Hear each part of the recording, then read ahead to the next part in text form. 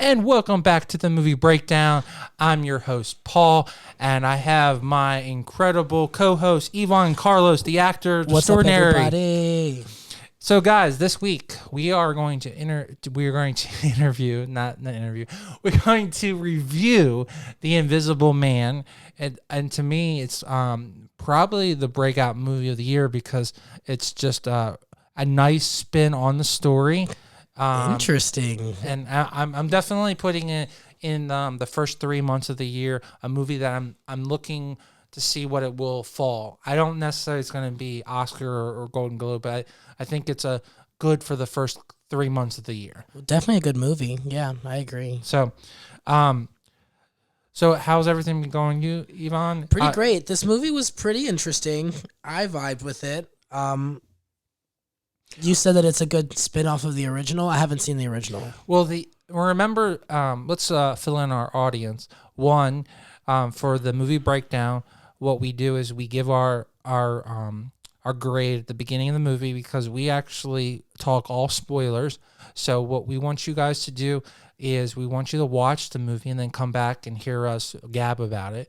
And we actually have now gotten a pretty nice library of reviews in the can, so I really hope that everyone will go back and listen to it. Most recently, by the time this is on the YouTube channel, we have a review of Knives Out. We've reviewed pretty much all of the Oscar nominees for Best Picture. Yeah, so I really think you guys should go back and to really look at our reviews, and I hope you guys tell everyone about our picks because we're very straight and honest. The concept is Ivan is an actor. I'm a photographer, videographer. So we really have different opinions, maybe like Sisker and Ebert, kind of a concept. Well, I mean, we do have a thin guy and I do have a chubby guy. So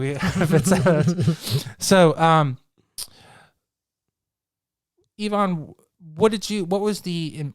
you asked a question. Your question was, you didn't see the original. Well, yeah. Let's, it came out in the 50s? No, that's the 50s. When did it come out? No, the 30s. Oh, it was part of the original monster.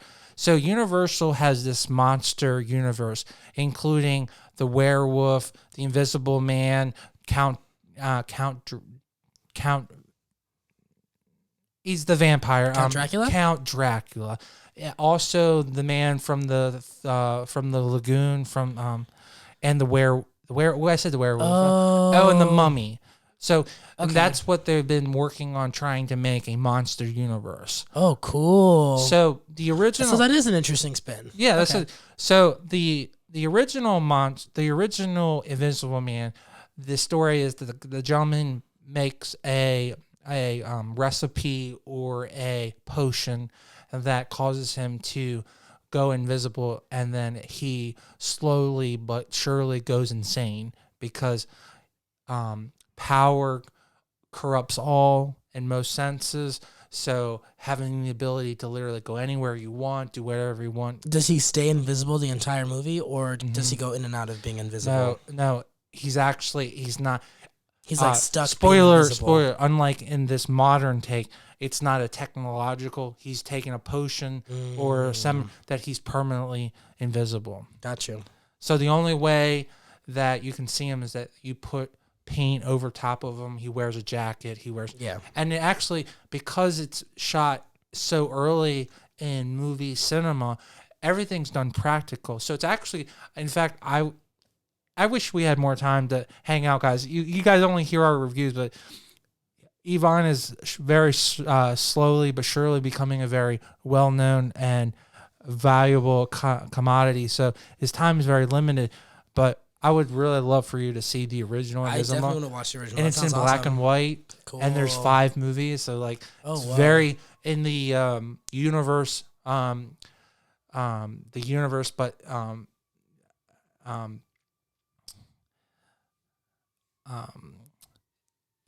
what's the theater? What's the movie theater and also park? I'm having a brain crunch, guys, today. Yeah.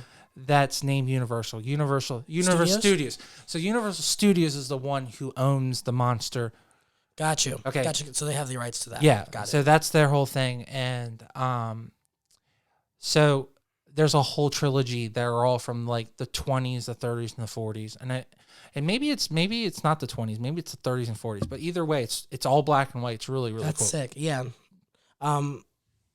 We should remind them on how we. Yes. Well, why don't you go ahead rate and our fill it? movies. So we do a 1 star to 5 star. We don't do 0 stars, correct? Well, have we ever rated anything with 0 stars? Well, tell them what a 0 star is. Well, a 0 star is a movie that is the best movie that you've ever seen because of how terrible it is. Right. You what's the word that you call it? Hilariosity. A hilariosity. That's hilarious. A movie that is so hilariously terrible that you have to watch it. Right. Prime example. Cats. Oh, whoa! I Cats. haven't. Okay. Cats. He had that one in the gun, folks. I would say Skyscraper with Dwayne The Rock Johnson is definitely a 0 hilariosity. And then from there you go from 1 to 5, 5 being a quote unquote perfect movie that you would recommend to anyone and recommend to rewatch at any time because it's that good. And then obviously a 1 is not that great at all, but not a hilariosity. So I guess it would be worse to be a 1. It is worse than to be a 0 because a 1 is a movie you should never see. Yeah. So that's why it's a 1, and a 0 is so. I'm trying to think of examples of a 1. So an example of a 1 would be, let's just give them a description. A 1 would be like there's no, they have no script. Like they literally did everything in post, meaning they just made up their own lines, and like the story they cut out four different portions because the studio thought that it would be a better flow, but then the story is all messed up. Like the character is running, and the next scene she's sitting. Like, okay. Yeah, like, I feel you. Like stupid stuff that studios do for like time crunches, or they think, oh, because we sit on a board, we know what movies are. Bullshit. That's why the director. That's why the director. You pay the director. Let the director edit, and cut, and let the person who cuts the movie cut the movie. Yeah, that makes sense. And then, if you can't understand from my perspective that when you are the creator and you have the actor, you pay the actor to do the job. So Yvonne's done his job, and now I've failed him because I can't. Why'd you fail me, Paul? Because I can't cut it the way it needs to be. Why'd you do that, Paul? It's because the board made me fuck it up. Why did that happen, Paul? Because they have too much power. I mean, that's why we have Star Wars, the original 3 movies, because George Lucas refused to give up his control over it. So when he went to Fox, he had a contract with them stating that they wouldn't have control over the cut of the movie. Interesting.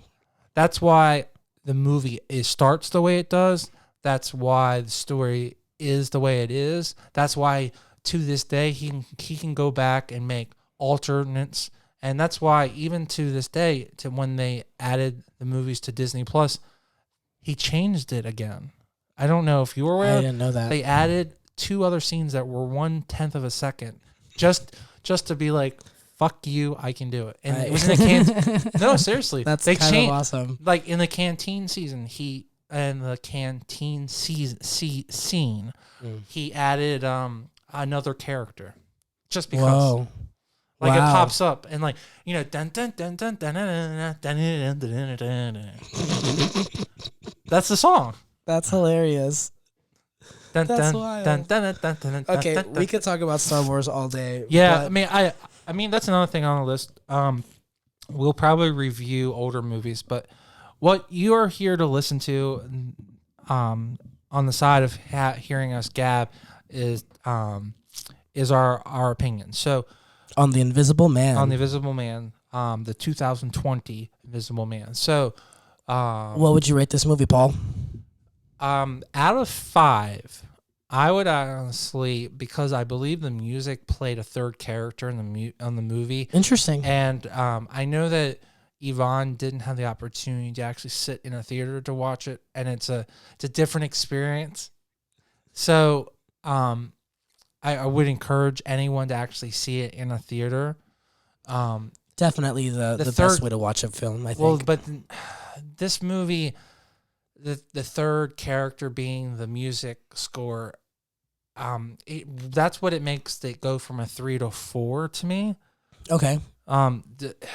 Maybe they just had the music cranked a little bit, but like it elicited a response in you. You really thought that it was. And I have a movie group that we watch the movies. We go to the movies on Thursday night to watch premiere night as a group, and my group was like that music was like its own character. Like it drew it. Wow. Like collectively as a group, you all agreed like that. That's awesome. So to me, that's why it was very prevalent that we should review it. And I thought it was, and also as most people, if you're in the movie, if you like movies, you are aware that January, February, and March are where movies go to die months. Okay, especially January. It's pilot season. Yeah. So, I mean, that's because you spend all that money in November and December, and then you got to pay your bills back. So these are movies that the studios may not have a lot of faith in, and it's nice to see a really decently made. There's a good script. Would you disagree with that? I thought the movie was really good. Yeah, great script. Yeah, great script. So, and I think I like the different story. Unlike the original Invisible Man or Hollow Man that came out in the mid '90s, where it was really about the bad guy becoming invisible. It's about the other person. So dealing with just it. a different story. Yeah. Okay. So my score is a 4. Yvonne, what do you rate yours? See, I have a hard time rating it because for me it's between a 3 or a 4. Okay. Well, a 3 is still that's average, guys. The only reason is why, above average. yeah, because I feel like I would want to rewatch a 4. 4 and 5s are movies I would want to rewatch. 3s. I agree with you. I'm not going to rewatch it. Exactly. Like I enjoyed watching it. I enjoyed it. But I don't feel the need to sit again and watch it again with my friends. So what's wrong with cutting the difference and saying 3.5? Nothing. Let's say that. I give it a 3.5. Okay. So you have a fair thing. Maybe I scored it a little higher because... No, but that's a good reason to score it as a 4 because you saw the music as a 3rd like that. That's a great accomplishment for the sound designer of the film. Like they're like, yeah, like the whole point is for that the music facilitates the feeling that they want the viewer to feel. I mean, let's just go right into it. Specifically, there are shots here where the director is literally having this one actress have to act with a chair, and you have to believe that he's sitting there. But she doesn't ultimately know. She thinks that she knows, but in reality, like all it is the chair. Oh yeah, and like she makes it feel like there's something there. You know, in the movie, it really looks like he's there, which is so impressive. And Elizabeth Moss is very interesting. Oh, she's been in so many incredible things, dude. Yeah, but she also, it's interesting how she kind of consistently plays the victim. Not the victim, but like the piercing victim, like the victim who is able to overcome their like victimhood, which I think is incredibly empowering. Like it's awesome. But I do want to note that character-wise, there was a lot of vibe similarities for like between The Handmaid's Tale and The Invisible Man, and like, you know what I mean? Like, a lot of people brought this up. I was watching a couple other reviewers online, and they were bringing up the girlfriend of this one reviewer. She brought that up too. Like, there's definitely a disconnect from the character that she plays in Handmaid's Tale from the character. I'm like, but that's a totally different character. That's like... But, like, it doesn't really seem like they are different characters to me. No. Like she... And, I mean, most actors have this... I don't want to call it a problem because at the end of the day, they're a person saying these things, so they're going to say it in a similar way. But maybe, you know, she is maybe being stereotyped or what's the right word? Like labeled? Labeled as that type of character and person. But that's also good because that means it's going to provide, you know, there's always going to be what I call a character actor. Oh, You're always going to need a character actor. I mean, she's not even a character actor. She's just like the majority of other actors in Hollywood. They just like they have their niche, and when people see that they do that well, they're cast to do it more. And this was a really smart movie to have a person like that. Like the movie was very, very smart. I just was watching it and I believed everything about everything she did. Like I think that she is a good actor, but it didn't necessarily challenge the way that I felt about who she was as an actor, because she kind of just gave me what I feel like is always given, which is not a bad thing. I just interesting choice for this specific movie. Do you think they didn't develop the Invisible Man character enough that you felt scared enough? I mean, like, did you? Yeah. Did you feel scared enough? I wasn't scared watching the movie. I think that the best kind of like pop that they had was when the paint, what's the character's name? Was it the paint scene when? Yeah, when she was in the attic. When Elizabeth Moss's character's in the attic and she throws the paint on the guy's face, and then you see him, and I'm like, oh, okay, cool. Like that was a pretty decent. Like, gotcha. But besides that, he seemed really strong. Like he was able to like pick people up and like throw them, and like. But it seemed a little. But do you think? Don't you think? Do you think if they should have established the suit more?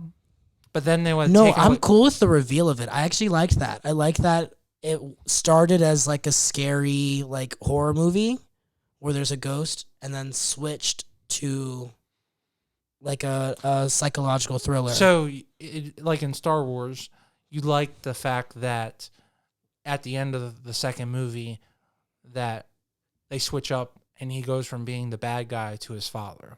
So that's kind of the same thing where that's kind of what it is. I don't know exactly what her intention on using the suit is, but I think this movie is more linked. Remember that it came out like last year or 2 years ago, maybe even 3 years ago. It was the guy who plays Professor Xavier in the new series of X-Men.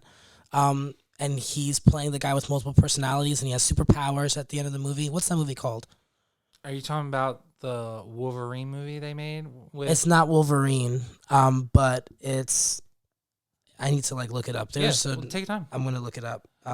Well, here, this is one of the things that while you look that up, one, I found that the technology didn't seem to be far. So, I think that in today's society, we could probably do something like that. So that sounded plausible.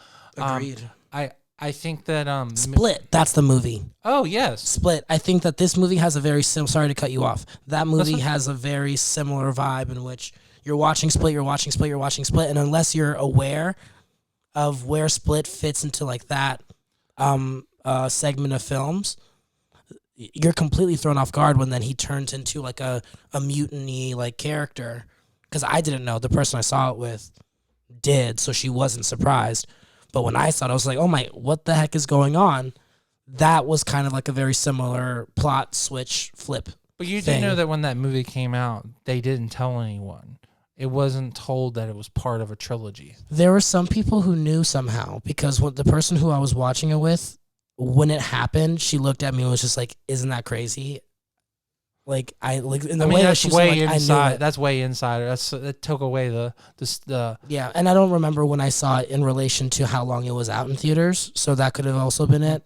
But that's why it's always funny to watch those scenes where I always go back to the Star Wars scene because it's a very for our generation. You take the worst character and now you flip flop them. So it's. The best scene in The Simpsons is Homer's coming out of a date with Marge after seeing Empire Strikes Back, and he walks past the entire line of people waiting to get in the movie. He's like, "Yeah, that's some bullshit that Darth Vader is Luke's father," and they all like, "Motherfucker!" Because it's totally like what it's not like it's not believable, Interesting. So. But yeah, no, I definitely give it a 3.5. I think that the acting all around was really good. I think this new wave actor, Storm Reed, is very interesting. I think that she's going to have a very like compelling career coming up. She played the daughter, the police officer's daughter. But I will say that I was kind of confused as to why this man, his name in the movie is James, the cop, why he was allowing this woman to sleep with his daughter in a bed. And why she never woke up when she was walking around the room, like looking, like I get it, like it's for suspense, and she never wakes up. But well, see, that's where there has to be a deleted scene that explains, like, I'm gonna let you. It was just like not That's unrealistic to me. That's where there's definitely, when we talk about hilariosities, guys, where there's a screw up, where there's a scene cut out there. Like, there's got to be something like, like, it's a simple line. You're welcome to, share my daughter's bed. You're welcome, It doesn't make, and I'm glad that they never really made her relationship with him romantic. Elizabeth Moss's character with the character James, what's his name, Aldous Hodge. And I thought he did a great job. He's phenomenal. He's so good. He's a really good actor, and he's super fit, and like I like him. I think if we were in the action world, like in the 80s, he would be like the next, like, Claude Van Damme kind of like action. Oh, I see. Because he looks good. He's yeah, got the and great he's face. slender. He's not as like as stocky as Idris Elba. And he's so well spoken. He could be a great action hero. The thing is, we don't make those movies anymore. So I think he's gonna be held a little bit harder because his muscles are so bulging that. Yeah, he is ripped. And then, I mean, dude, I'm totally jealous, but like, America doesn't make those movies anymore. But they still want to cast actors who look like that, though. And he is a really good actor. Like we need that. We need more men of diversity because how many times do we need to see Arnold Schwarzenegger? Boo. He's still a white. Boo. He's still considered to be a white male. We need more men of color. Well, I agree. So but it's even beyond that. It's even beyond that just because he's really good. So the fact that I'm like, I believe this. I believe you. I just, little things about the logistics of the movie, like the fact that she was in bed with a daughter when Aldous Hodge's character is a police officer, like, who gave his daughter mace. You know what I mean? Like, there's a whole scene missing because we don't see the sister dropping off them at this house. She just like starts like washing the dishes, I think, or no, they talk about going to the mailbox. And I thought it was really weird how she's safe with her sister driving off, and then the next thing we knew, we wake up the next morning and she's talking about, and it says something about 2 weeks later, or maybe it didn't even say 2 weeks later, but he's talking about living your life. So yeah, and I mean, it was a good movie. It made sense from A to B to C, and I enjoyed watching it. I just was never really scared of what was happening, and I did like the plot twist that this was like some technological suit. I did like that she came back to the house and she tried to get a confession out of him, and when he didn't give it to her, she killed him. But before we get to that, okay, let's talk about the big Easter egg in the room is the murdering of the sister in the public restaurant. Oh, that was sick. Also, why are there no cameras in any of these places? Okay, well, exactly. I'm like, this whole thing would be over if they just looked at the fucking camera, because no knife literally goes from here over like this, okay? And on top of it, her hand went up like this. So the knife goes sideways across your neck, so left to right, and then it turns and makes a direct handle into her hand, and then it hits her hand like this, and she's like standing like, oh my god, yeah, like it makes sense. There's no way that she like. But that's why I appreciated like they still like utilize like 30s-ish tactics. Like in the 30s, if that ever happened, no one would ever know because there's no video cameras to record what's happening. So it makes sense. But in our modern day like technological society, that's why I'm like, what is going on? That's why in as a movie maker and someone who's done documentaries, if I ever do decide to make a full-length movie, I'm probably going to set it in the 80s or later because I want to have the access to make a movie without restrictions. Because if you make a movie today, you have to worry about cell phones, you have to worry about electrical things like video cameras and sensors and all that kind of stuff. So a movie like that, I've always debated, there's no way that you can make Die Hard today. Okay. 1, everyone would have a cell phone. 2, okay, So McClane would just call out. He wouldn't need a walkie-talkie. Okay, so that all that bullshit, and then him listening on the walkie-talkie, McClane. No, he'd just be like, just call the police. Yeah, this fucker is like, I don't know his issue. And then they're remaking Mission Impossible. That's kind of similar to Die Hard, isn't it? No, Die Hard is about breaking into a vault and cutting the power and then getting away. Isn't that what Tom Cruise, like, he's like in the vent and then he like, and then he's like hanging over the ground. And he's like, that's just one mission, dude. But Mission Impossible is about, it's about individual stories. So, gotcha. So I just mean the whole vibe. Okay. You know what I mean? Yeah. I just think it's just really hard to tell a movie today because, oh, well, he was on camera. Oh, he had a cell phone. Oh, that sensor hit him. Like. Yeah. And also, was this suit like, I know it wasn't bulletproof because she shot the guy and it was his brother. Well, so it wasn't bulletproof, but she also stabbed him hella times. Well, see, that's the thing that I think that they didn't establish, but I think my brain I think that it had, the federal government is working on these assist suits. So, for example, if you're a soldier, you would climb into it. So on a video game, they call it mech suit, but a mech suit is something that it looks like a wired unit and it's like 10 times your size. But my brain is saying, okay, let's just go with it. That imagine if it was skin thin. So it gave you like you could jump higher. That's where you were saying, well, how does he lift? Well, he lifted him up because the suit gave him enough leverage to.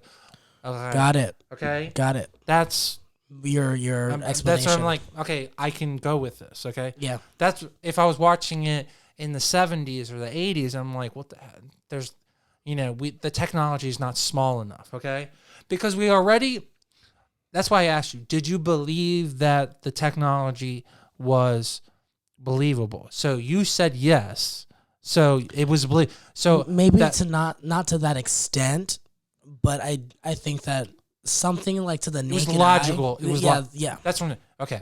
So the other thing that if we ever get in a situation like that, for Christ's sake, go get some fucking powder or liquid or turn the fucking hose on, dude. Like they're invisible, but liquid and like physical objects still have to interact with them. Yeah. And I did like the idea because I've always, maybe it's just I'm weird, but I've always, of all the superpowers, I've always thought invisibility would be cool because you can go anywhere you want.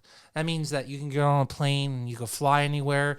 I mean, maybe you'd want to go into a girl's locker room. Yes. Oh gosh, Paul. As a child, goodness. But as a child, but the other thing of being, if you could have that power, you could just go anywhere you want. You could go to a wrestling event, and then, if you had a power, then that's what you would use your invisibility on, going to girls' locker rooms and wrestling matches. Paul, boo.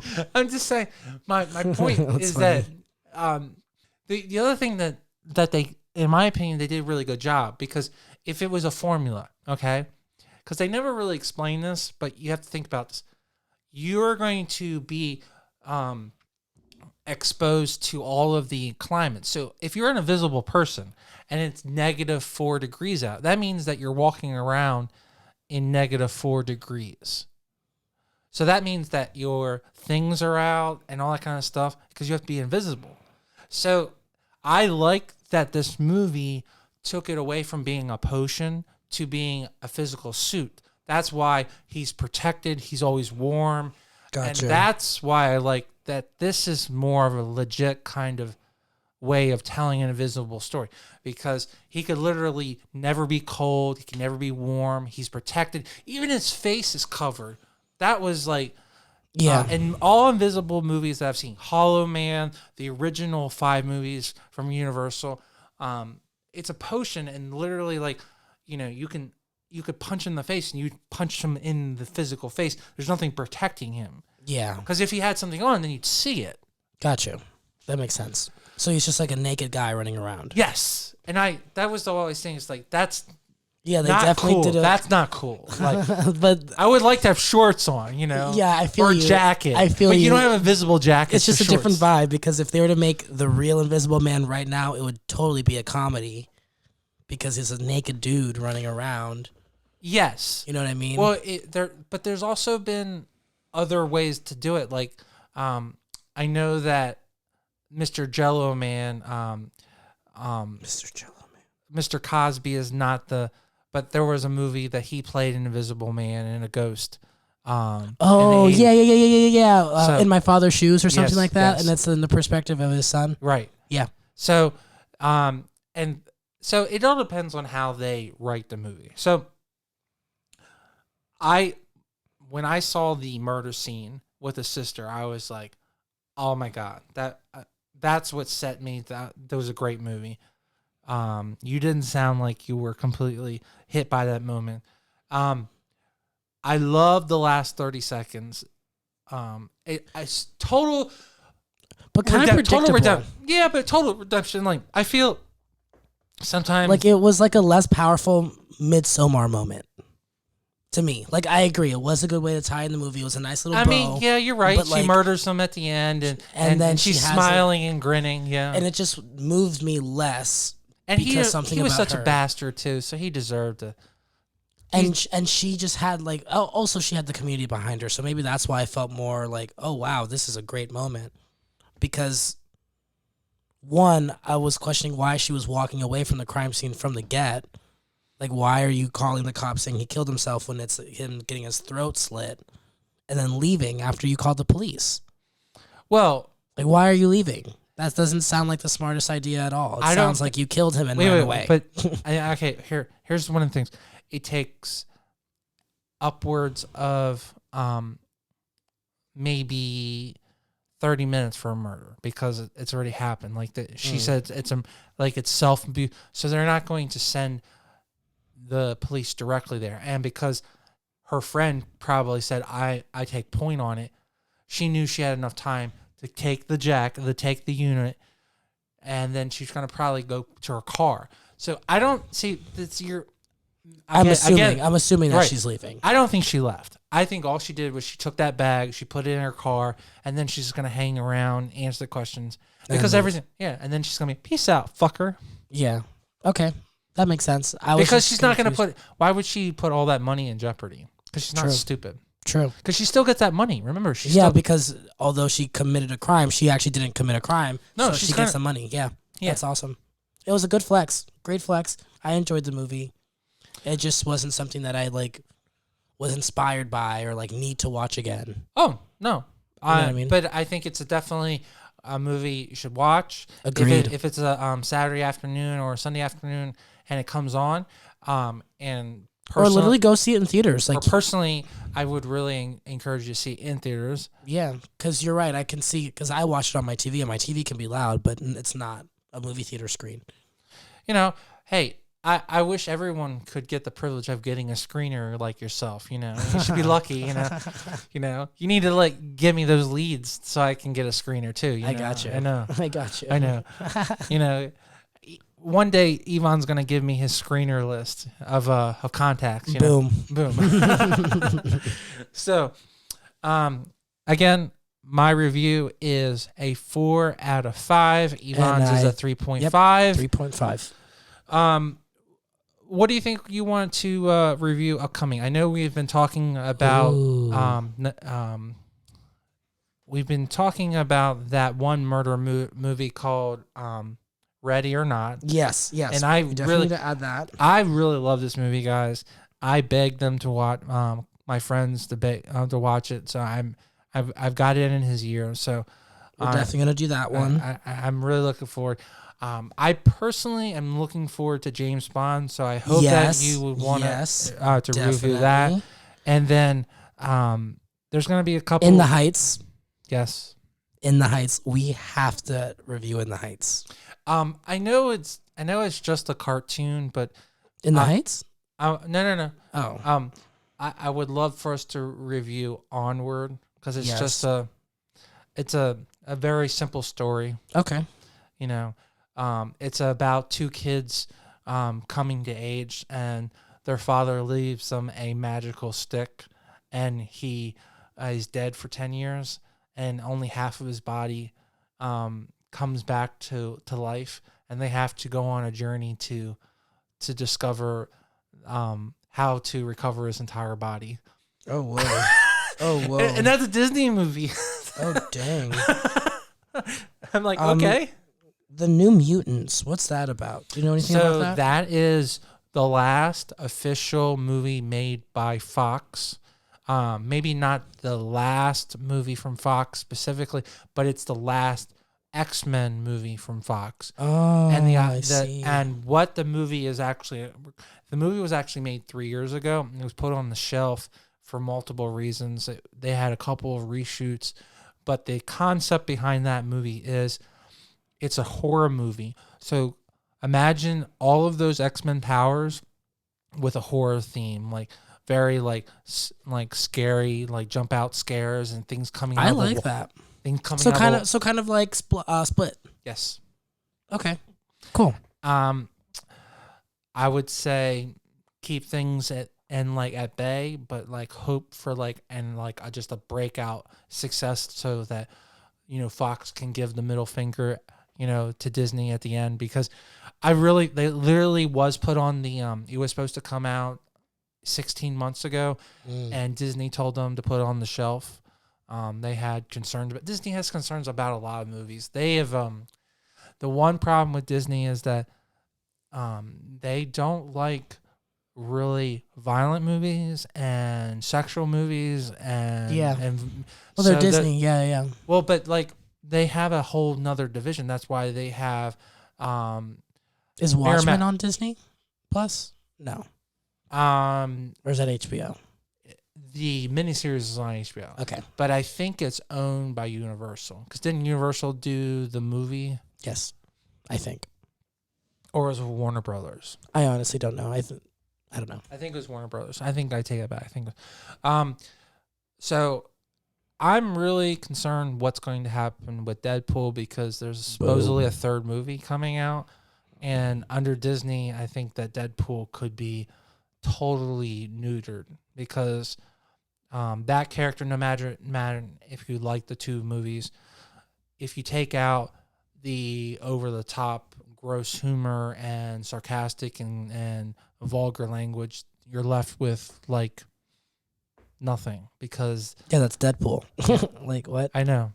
So I mean, my comment back to you is, in the 90s, that's why they made Miramax. I don't know, not Miramax, Touchstone.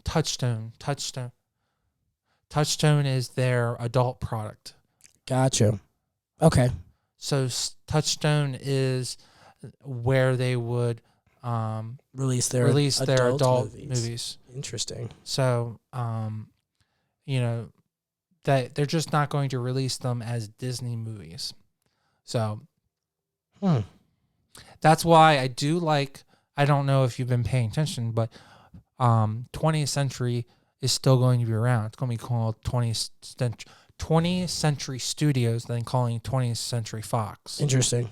And Spotlight is the Spotlight Studios, which was originally called Fox Spotlight Studios. It's going to be Spotlight Studios. Now, they're just removing themselves from Fox. Well, they're removing Fox specifically because Fox still exists, because Fox Corp and Fox News and Fox Sports, it's still in existence, yeah. Right. So, but that's good for you as an actor too, because that means that they are still willing to make edgy content.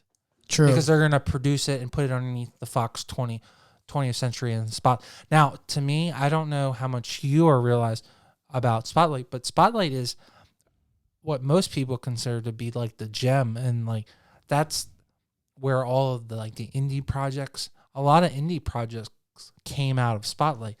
So even though from what I've read, they fired a lot of people out of Spotlight, a lot of people. Dang. It's still a spot for you as an actor to have an opportunity to work with Disney and have some really cool projects. So hopefully Spotlight will be will be funded in the proper manner. So we shall see, I guess. yeah. Well, question before we leave. Cool. Okay, because it's in our industry. What do you think with Bob Iger stepping down and the new gentleman that was head of Walt Disney Parks, Walt Disney World Parks, stepping up and being the new CFO for Walt Disney? What do you think of that?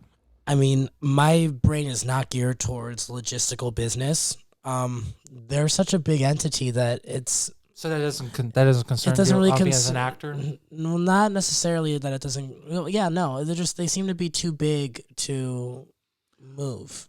You know what I mean? So it's like even with the recent change of CFO. Yeah. Well, I guess for the next, like 12 to 16 months, because Iger's contract's up at the end of 21, and he's been tasked to be in sole responsibility of Disney Plus, which would definitely affect your ability because they are making original content. Yeah. So, and Iger is very willing to spend money, and his new replacement at CFO is not willing. He's known for taking corners and not spending money. So I'm concerned that in the next 16 months when Iger steps out, that we're going to see a huge dip in both 20th Century Fox, Spotlight, all of these other third projects, and I'm really concerned that the entire Disney ecosystem could take a step back. That's interesting. And that's what, and I think that would just be a dumb move because I feel like Disney Plus has unless I'm wrong about this, a proof of concept, people have Disney Plus. People enjoy having Disney Plus. I just hope they realize you have to spend money to make more money. Yeah, and I don't. You and sometimes have to pay to be the best, and Disney's the best right now. But so they've why gone. Would they but dial back? It's sad, but there's actually been a track record with Disney specifically, where they've gone through cycles of 10 years where they've not spent money for 10 years, and then they got in a hole.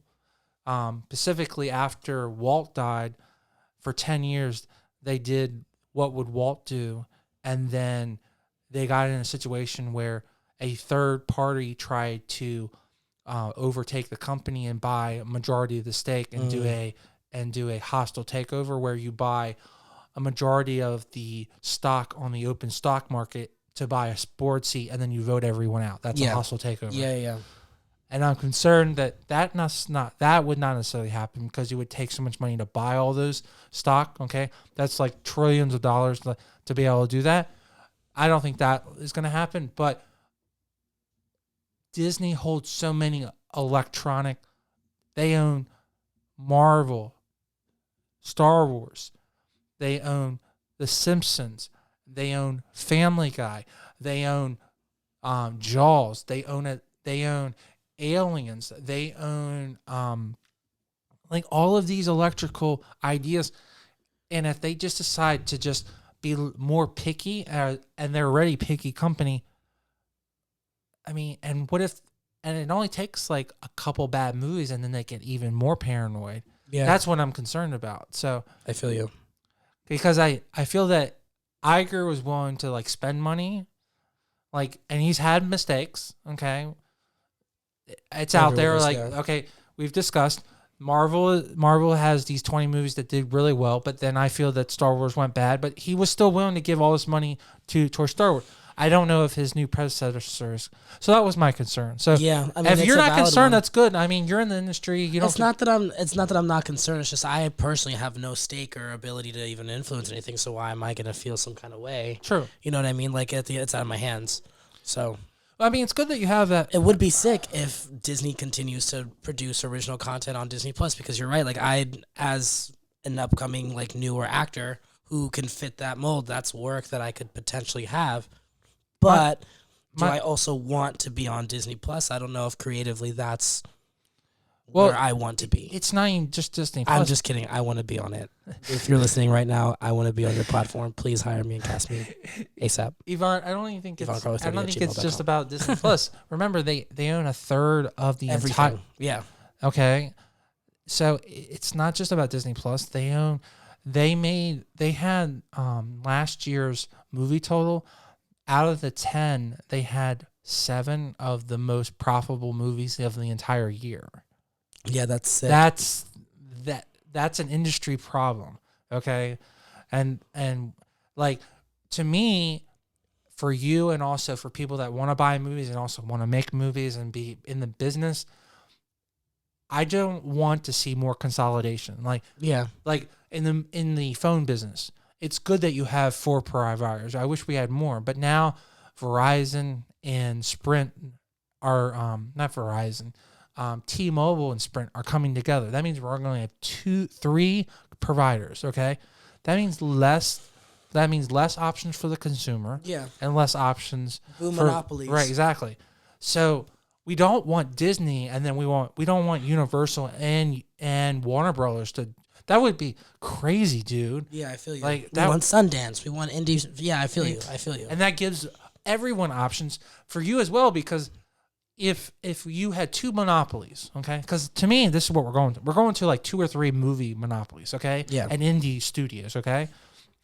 If that happens, dude, legitimately, your job options are limited on top of your pay scale, and also, so that's what scares me. And if I ever were to for some reason not creatively vibe with one, I only have one other shot. And if you burn yourself, which could happen easily, because hey, shit happens. Wake up, people. I love you guys all, but sometimes all you have to do is smile at someone and they write you off.